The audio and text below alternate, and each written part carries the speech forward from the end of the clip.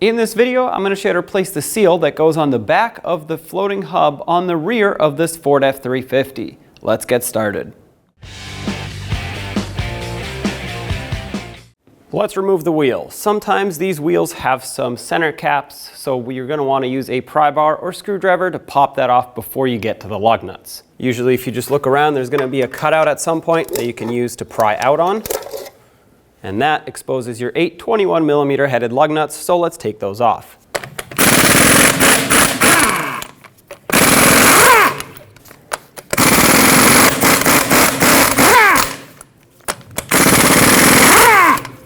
With those off, remove the wheel and set it aside. Let's remove the caliper and bracket assembly. We're going to remove the 2 21mm headed bolts that hold this onto the rear axle. These might be difficult to reach because of clearance here, so use a swivel socket with a power tool or break them free with a breaker bar and then remove them by hand. Leave this one in a few threads so it can hold this on while we remove the top one.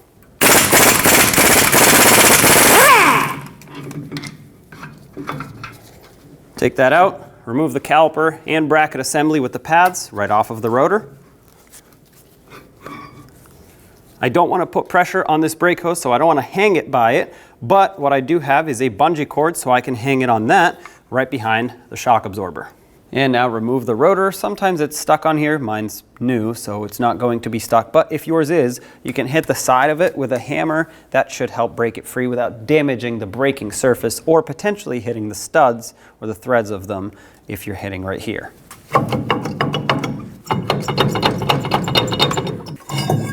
All right, on the side, on each shoe, you'll see this spring clip with a pin going through it. My pin is actually not attached to the backing plate, and that's why it's loose, but regardless, you're gonna do the same thing to loosen it up and unhook it really. You're gonna twist this spring off and remove it, and then you can push the pin through and remove that. Mine is stuck here just because it's jammed in where it is, so I'm gonna have to take it off with the shoe, but you can remove your pin and do the same to the other shoe. A little bit hard to see right here, but there's a spring and then our adjuster. Let's pop the spring off, which actually sometimes can be easier if we not only close up this adjuster, but remove it completely. So let's grab a pry bar. All right.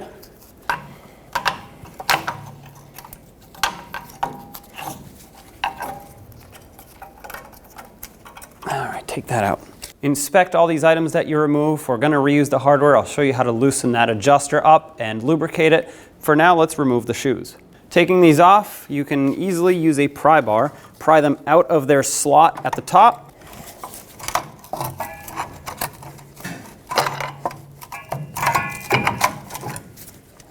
That will loosen tension on the spring, and then you can remove the other shoe.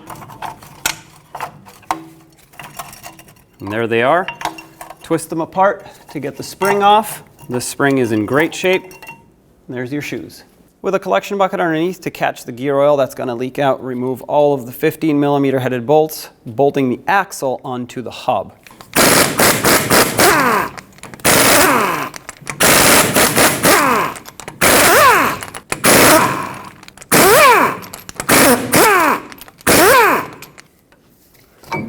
There we go.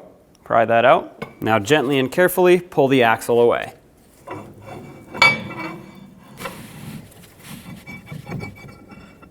At this point, we have to remove the ratcheting nut that is in there to release the hub.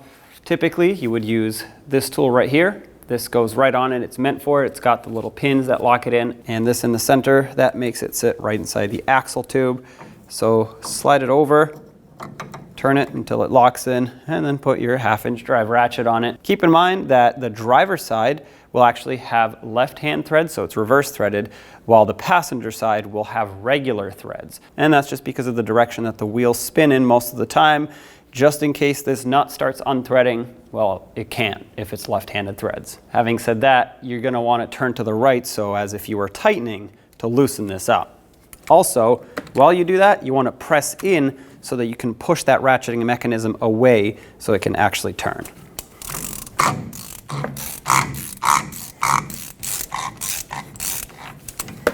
Once you get it far enough, It should just unthread by itself.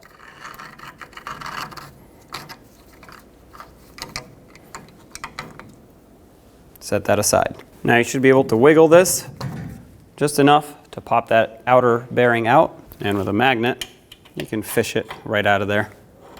Set that aside. Now using a pry bar, pry this from the back to pop it off of the axle.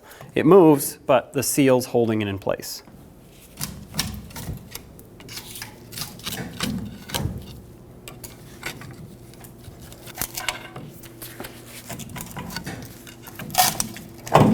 There it goes.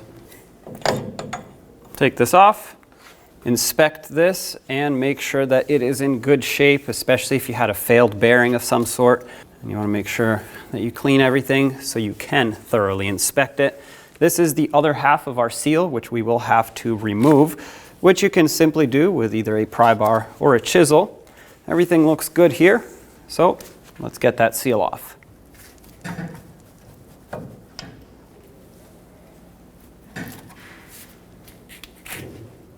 Since we're here, let's clean off the area that the seal rides on. I want to get all of this rust off. I want to make sure that it's clean and free of any debris. This all looks great. The seal doesn't actually go all the way on, so it only goes up until where the rust starts. So I'm not worried about it. This looks perfect. If you wanted to clean up some of the rust, you can, but you definitely don't want to touch this surface, which is perfectly machined to seal up. With the hub in a vise, I'm able to use a pry bar, put some pressure on the seal sideways, and slowly work it out of its groove until it pops out. Oh, there we go. It's time to install our seal, drop it down, and because this truck has ABS, it's got this tone ring here.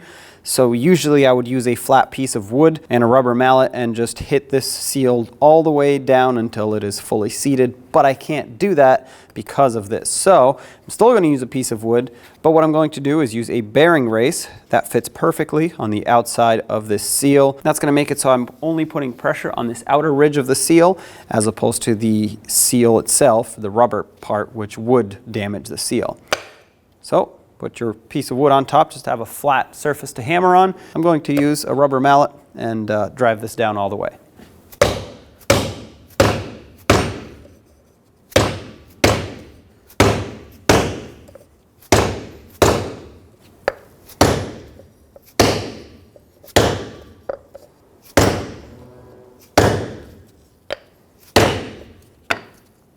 All right, that's flush all the way around. It's driven in perfectly flat. So this is good to go back on the truck.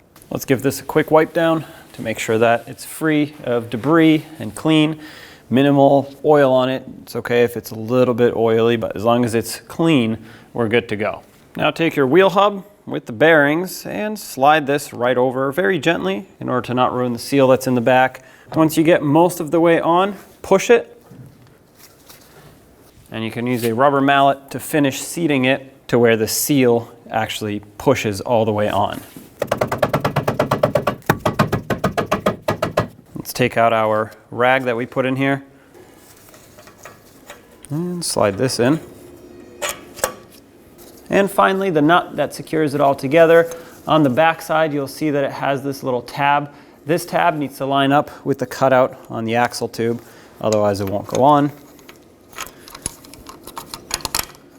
And remember, the driver's side is reverse threaded, so you're going to have to turn it counterclockwise to thread it on. Stick your special socket in and tighten it up.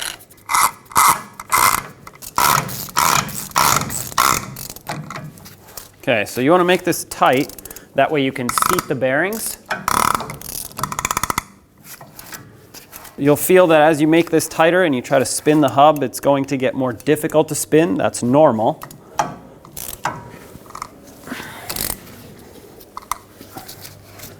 Yeah, right now it is pretty snug, but it's important to do this because that's the only way to seat those bearings in place. And, of course, finish seating the hub onto the axle.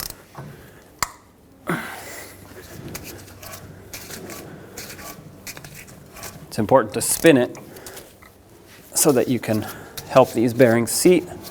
But, of course, this is way too tight. So after you're done, we're gonna have to back this off. Otherwise, the bearings are going to fail pretty much immediately. So, back this off a little bit.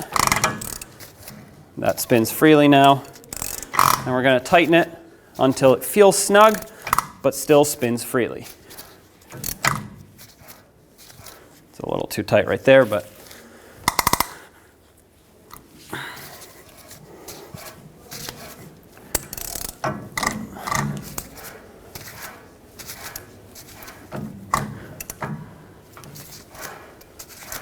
right there feels pretty good. Basically, too tight and you'll destroy the bearings from them being clamped on and overheating and way too much pressure on them. Too loose and you'll destroy the bearings because they are wobbling around and the hub isn't actually seated on the taper of those bearings properly. So once you get it just right, you can move on. You want it to spin freely, like I said, with very minimal resistance, and this should feel somewhat snug. It's time to put the axle in, and on the end of the axle right here where it mounts to the hub, there's going to be an O-ring. Replace it if necessary. This is what seals things up. There's no gasket or RTV needed on the outside. And of course, make sure the surfaces are clean, both on the axle as well as on the hub side. Not just here, because it does need to mount flush, but also here where the O-ring sits. Now put the axle in carefully. Going to be inevitable for it to rest and slide on the differential tube, but just try to be gentle about it and don't push it. Don't try to drag it along the whole way. And once you get most of the way in, you'll feel that it needs to lift up on the end. That's so it can fall into the gears on the differential itself. And you might need to spin it or twist it at the same time so that you can line up the splines. You're not going to be able to see anything you're doing, but eventually it'll pop in. There we go.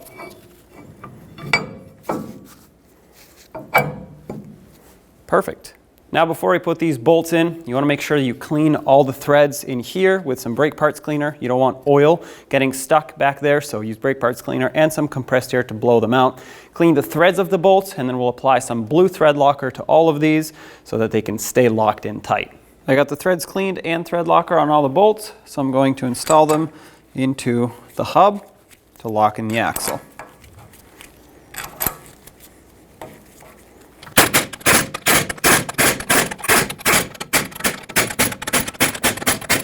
Here's the deal with the torque for these. If you have a Ford axle, you're going to torque these to 37 foot-pounds in a cross pattern, and then an additional 90 degrees also in a cross pattern on all of these bolts.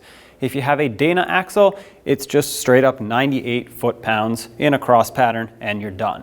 I have a Ford axle, so I'm going with 37 foot-pounds and then 90 degrees. Now because I bottomed these out with an impact, they are way above 37 foot-pounds, so I'm going to loosen them up, torque them, and then additional 90 degrees after that. In order to keep this hub from spinning, I'm going to put a pry bar in between the lug studs to keep it steady while I do all that.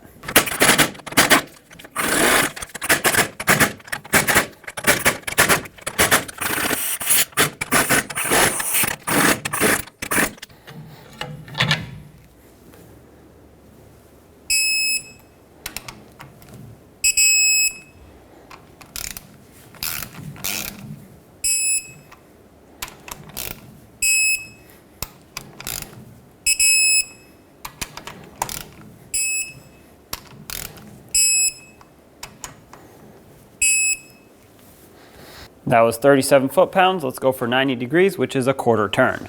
I have a digital torque wrench that does read degrees, but if you don't, just mark them and eyeball 90 degrees. You don't have to be spot on as long as you're close.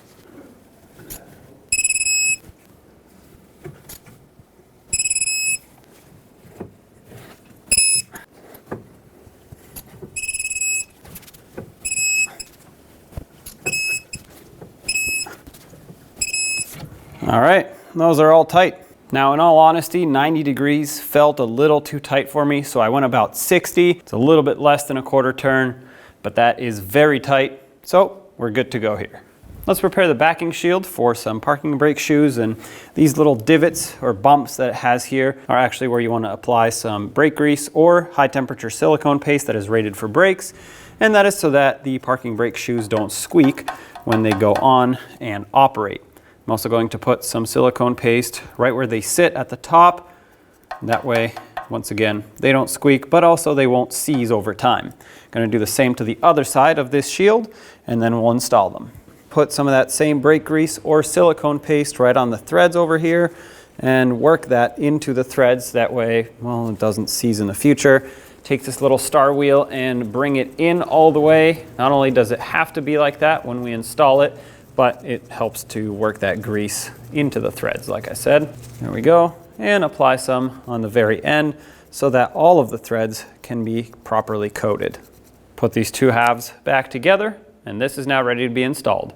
It's time to install the shoes, and I'm going to make sure that the smaller cutout is at the top with this rectangular cutout for where the spring goes. Now what you want to do is take the spring and make sure that the hook part is facing towards the back of the shoe as well as pointing down so that it can hook in to this cutout and sit flat up against it. If you look from the back side, it'll have to follow the curvature of this shoe. Now you take the other shoe and you do the same thing, hook it in, and now we'll have to stretch this over the top and actually install the shoes. This part will be quite tricky. Be very careful of pinch points so you don't hurt yourself.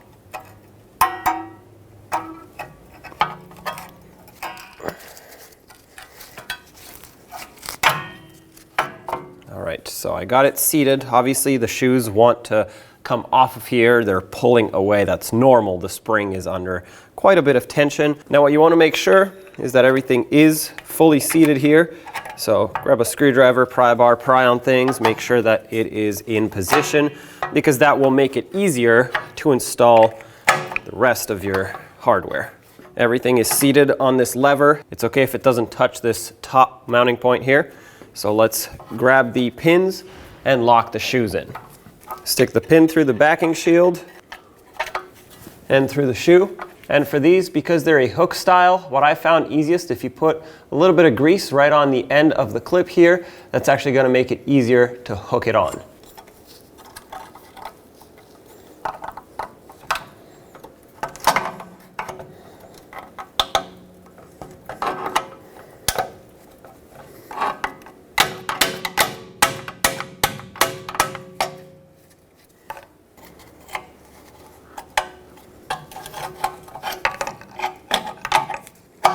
Okay, make sure that's fully seated, and then we'll do the same to the other side shoe.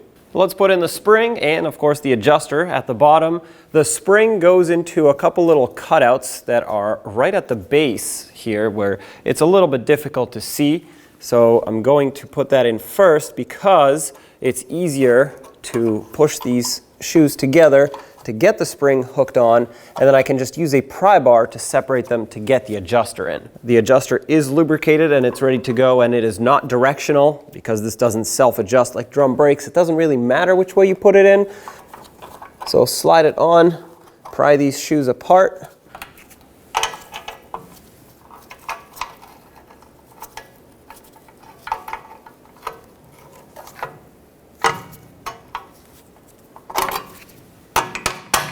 There we go. Make sure the adjuster is fully seated.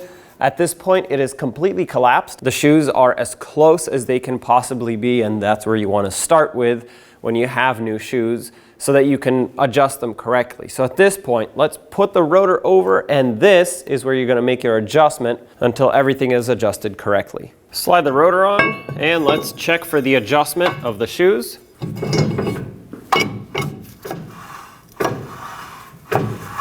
Okay, I can hear them touch a little bit. So that's a good sign. However, what I will do now is apply the parking brake, and that will actually seat the shoes evenly left and right. Then we'll try again, because sometimes after you apply the parking brake, they are most likely going to have less contact once they've centered themselves up. A quick way to do this is to just go on the back side and pull on that lever with a pry bar that actuates the parking brakes instead of going up into the vehicle and applying the actual parking brake pedal.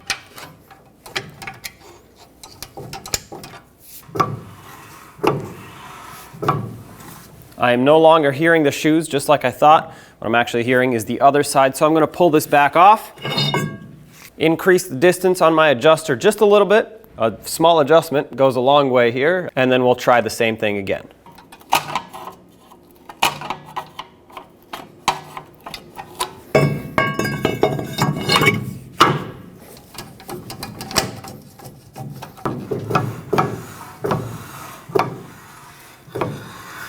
Okay, I can hear them touch just a little bit. That's exactly what you want from parking brake shoes. You don't want to hear them drag. You don't want to have resistance on the rotor. For these, they just have to be very close so that when you apply that parking brake pedal, they only have to expand a little bit until they catch and hold the vehicle. So I'm going to leave it adjusted as is. However, we have to pull the rotor back out to cover the hub in some anti-seize so it doesn't go on dry with no corrosion protection. With the hub nice and clean, apply some anti-seize to the surface so that you don't have corrosion building up. Try to avoid getting it on the lug studs and of course also the parking brake shoes. And you want to keep it a nice thin layer because if you put too much, it's actually going to squish out when the rotor goes on and it's going to start flinging on the area where the parking brake shoes ride, and you don't want that to happen.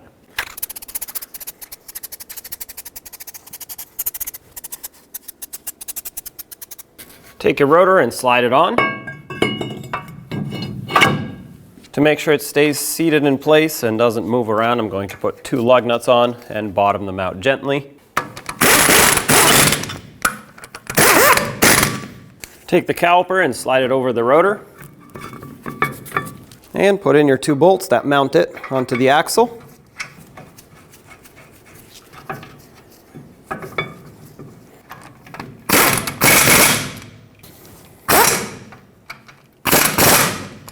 The torque on both of these bolts is 203 foot-pounds.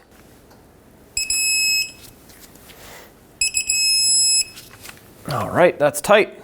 On the driver's side of the differential, you'll see where the fill plug is. We'll use a 3/8 drive extension or directly the ratchet to remove this plug so we can top off the fluid.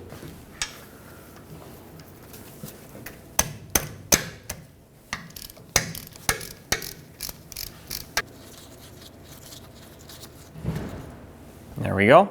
If you have a Dana rear end, you're going to use 75W90 gear oil. If you have a Ford differential, which is what I have here, you're going to use 75W140 oil. Fill this up until it starts coming out of the fill hole. That's when you know it's fully topped off.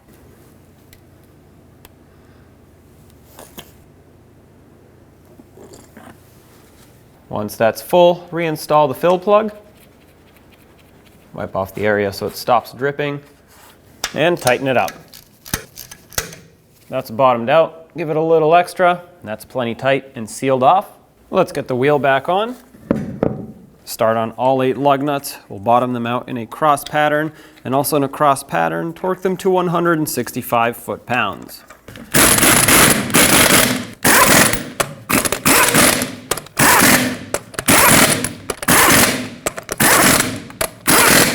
Once again, 165 foot-pounds in a cross pattern.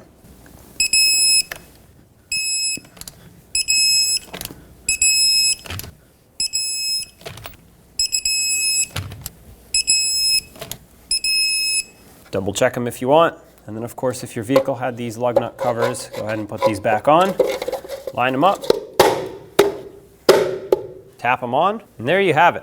Don't forget to top off the master cylinder, pump up the brake pedal, and take it for a road test. When only the best will do, demand TRQ.